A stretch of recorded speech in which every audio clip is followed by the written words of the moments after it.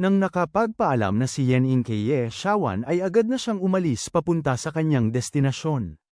Naisip din niya na napakakaunti lang raw ang mga resources ang kanyang nakuha matapos niyang mapatay ang climber, kaya kinakailangan niyang samantalahin ang pagkakataon na ito upang makabawi, at sa ngayon ay nilinis na ng mga militar ang mga high-level mutant sa paligid ng Heavenly Wind, ngunit may ilan pa ring mga mutant na kusang nag-respawn, pero ang mga yun ay para lamang sa mga low-level na nag-awaken.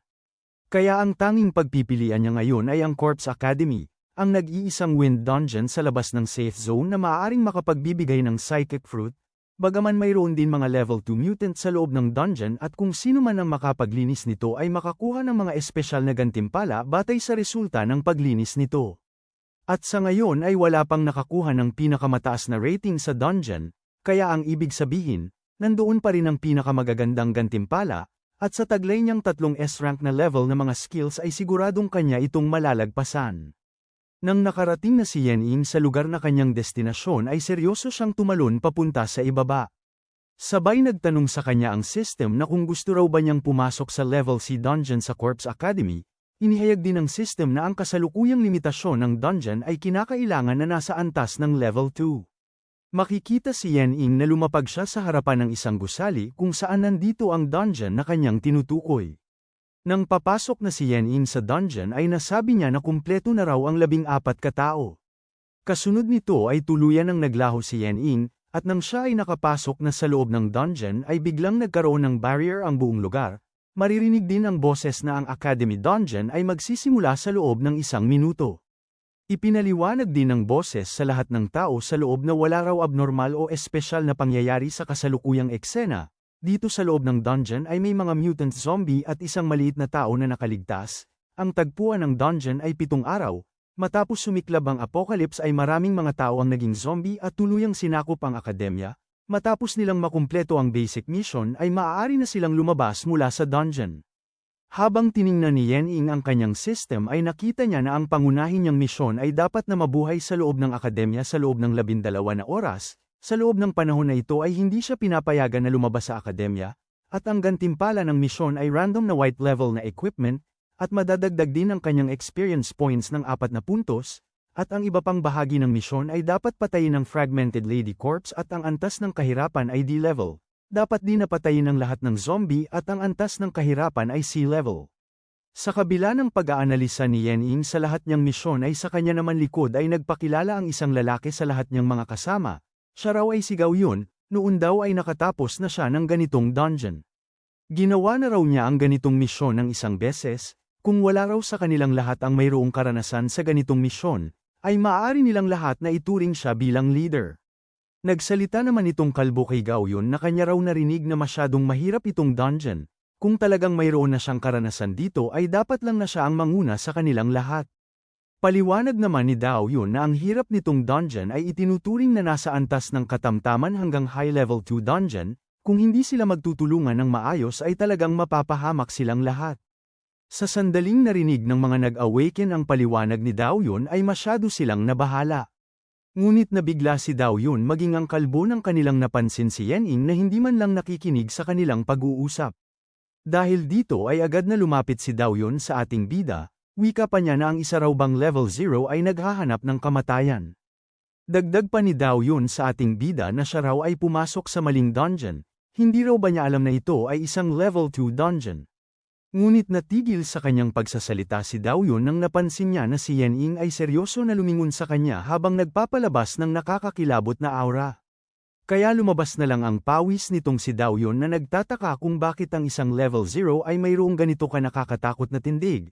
Sabay sinabihan niya si Yen Ying na kung pumunta lang siya dito bilang level 0, ay hindi nila siya kayang alagaan, kung hindi niya kaya ay kinakailangan na lang niyang tumakas at huwag maging sagabal sa kanila. Sabay tumalikod na si Dao Yun na kanyang pinayuhan si Yen Ying na manatili na lang siya sa kanila upang magkaroon siya ng kakaunting karanasan, tutal kinakailangan din niyang makakuha ng pagkakataon upang lumakas, pero ang pangunahin na gantimpala sa dungeon na ito ay isa lang piraso ng white equipment. Sinabihan din ni Dao Yun ng iba pa na naniniwala raw siya na silang lahat ay pumunta dito para sa hirap ng misyon, kaya sana ay kanilang tandaan ang lahat niyang mga babala. Dagdag din niya sa lahat na dapat huwag silang tumanggap ng mga misyon ng padalos-dalos dapat kanila itong maunawaan. Noong huli raw niyang pagpunta sa ganitong misyon ay hindi din niya naiintindihan ito, kaya dalawang boss ang kanyang hinarap. Kaya bilang resulta, karamihan sa kasama niya ay namatay sa pamamagitan lamang ng matinding pagsisikap, sila ay dalawang peak level 2 na nag-awaken, halos hindi man lang nila nalagpasan itong dungeon, at siya na natira ay takot na walang kwenta. Sa tuwing kanyang binabalikan at iniisip ang kanyang nakaraan ay masyado siyang nahihirapan.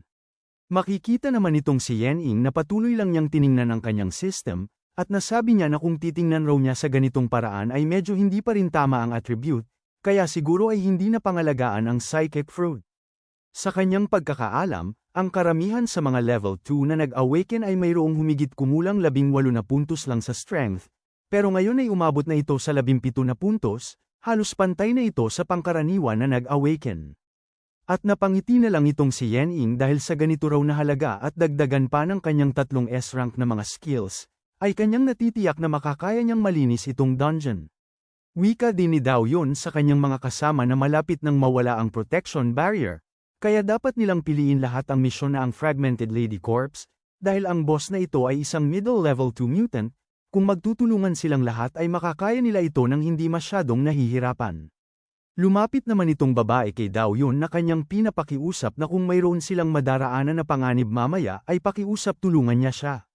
Dahil dito ay masyadong namula ang mukha nitong si Dao Yun na kanyang pinapangako sa babae na kanya siyang tutulungan, kanya raw tinitiyak ang kanyang kaligtasan. Nang tuluyan ang nawala ang protection barrier ay makikita sila na naglakad na upang puntiryahin ang boss na kanilang hinahanap. Sila ay pinapangunahan nitong si Dao Yun upang matiyak ang kanilang kaligtasan. Ngunit nabigla sila dahil mayroon silang napansin sa isa nilang kasama, ang kanilang napansin ay walang iba kung hindi si Yen-ing na tumakbo ng mabilis upang hindi siya maunahan ng iba niyang mga kasama, kaya nasabi na lang nila na talagang hinahanap ng level 0 ang kanyang kamatayan. Kaya itinaas ni Dao Yun ang kanyang kamao na kanyang sinabi sa kanyang mga kasama na isa lang yun level 0, hindi siya kawalan sa kanilang grupo kapag siya ay mamatay, dapat mag-focus sila sa kanilang daraanan. Makikita itong si Yen-ing na siya ay umakyat sa itaas ng building, at sa kanyang pag-akyat ay bahagya siyang napatigil dahil nakita niya ang isang babae na survivor na humihingi ng tulong.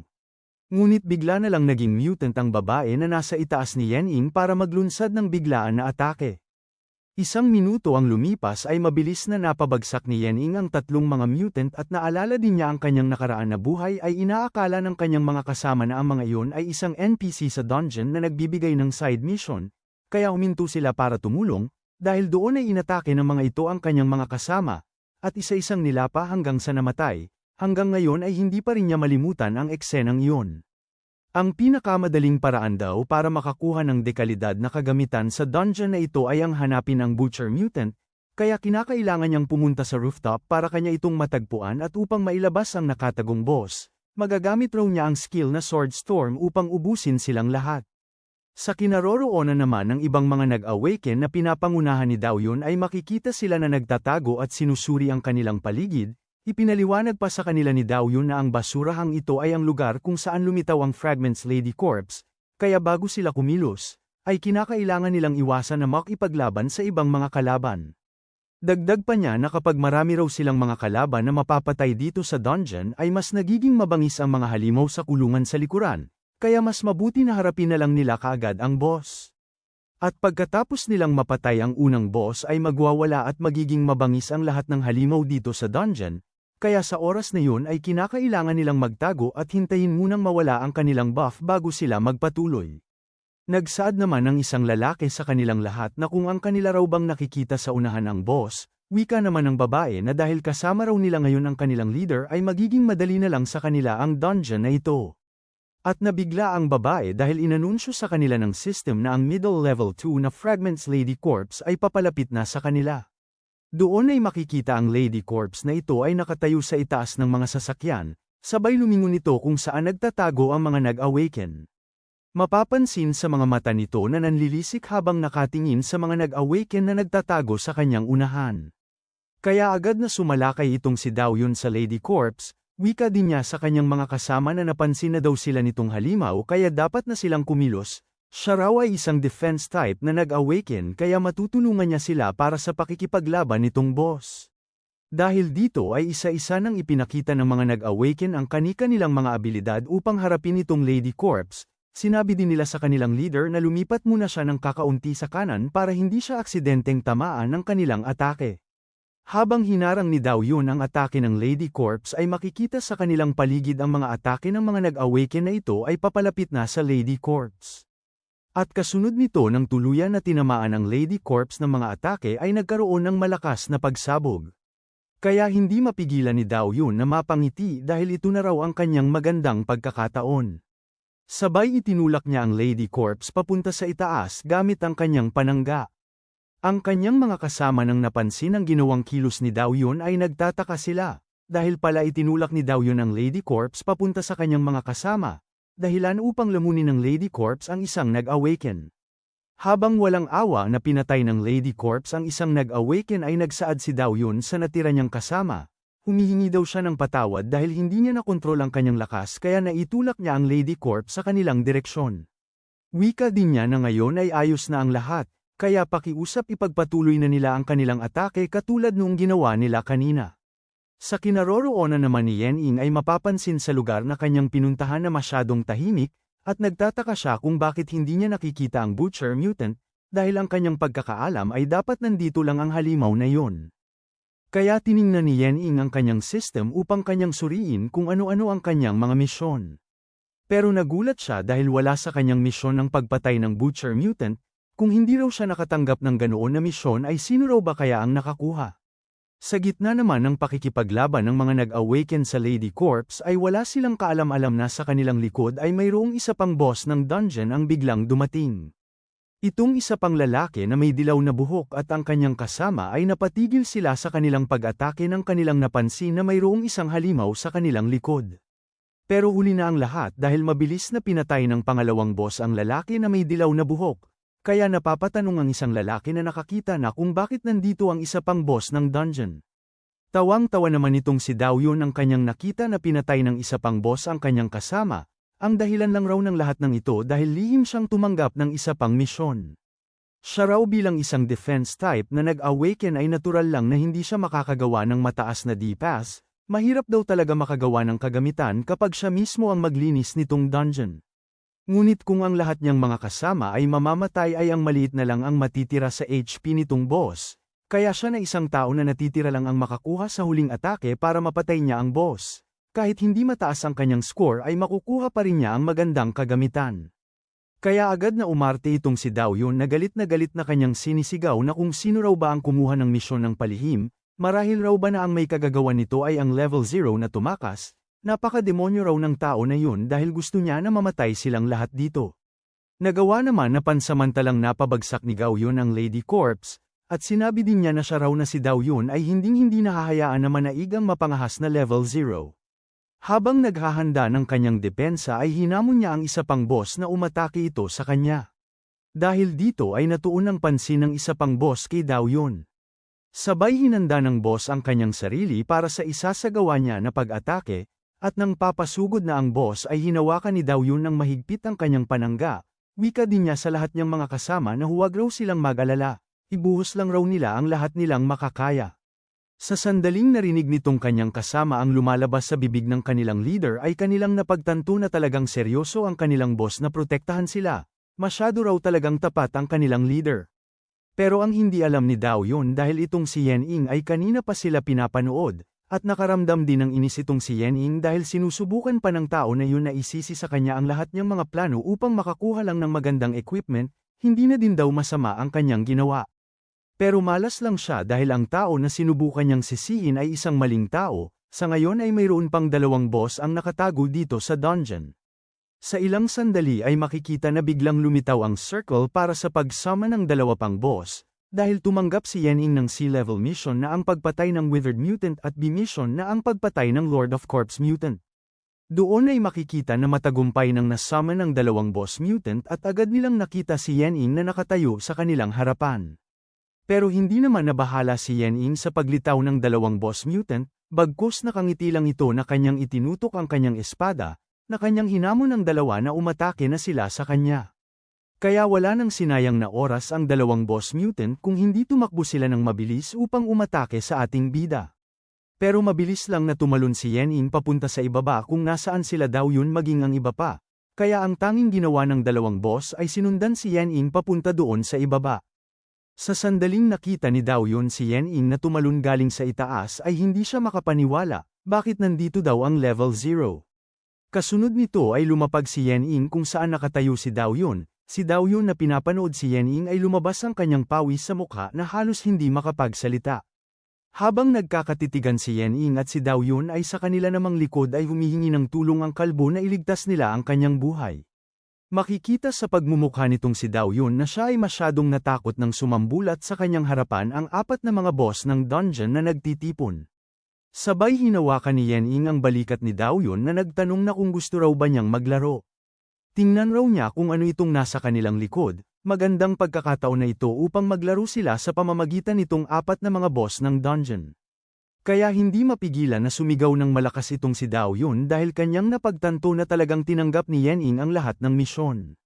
Wika naman ni Yen-in na kaya lang naman niya ito ginawa upang maging karapat-dapat siya na maging scapegoat tulad ng kanyang pagpapanggap kanina sa harapan ng iba. Sa sandaling narinig ni Daoyun ang sinabi ni Yen-in ay inis niyang inalis ang kamay ng ating bida sa kanyang balikat. Sa isip-isip naman nitong si Daoyun na noong una ay plano sana niya na linlangin ang mga nag-awaken na kanilang talunin ang boss sa loob ng 3 oras, pero tuluyang nasira ang kanyang plano ng dahil sa lintik na level 0. Kasunod nito ay tumakbo ng mabilis si Daoyun habang umiiyak na kanyang sinabihan ang iba niyang mga kasama na tumakbo na sila papunta doon sa rooftop. Sa sandaling nakita ng mga nag-awaken ang kanilang leader na tumakbo ay naisip nila na dapat sundan nila kung saan papunta ang kanilang leader. Nang tumakbo na ang ibang mga nag-awaken papunta sa rooftop ay naiwan mag-isa si Yen-in na pinapanood ang mga nag-awaken, at nasabi din ni Yen-in na ayos lang raw ang kanilang ginawa na magsama-sama sila sa gusali ng paaralan upang magiging madali ang kanyang misyon. Doon ay binuksan nila Daoyun ang pintuan sa itaas ng rooftop, ngunit nang malinaw nilang nakita ang nasa itaas ay laking gulat nila sa kanilang nakita.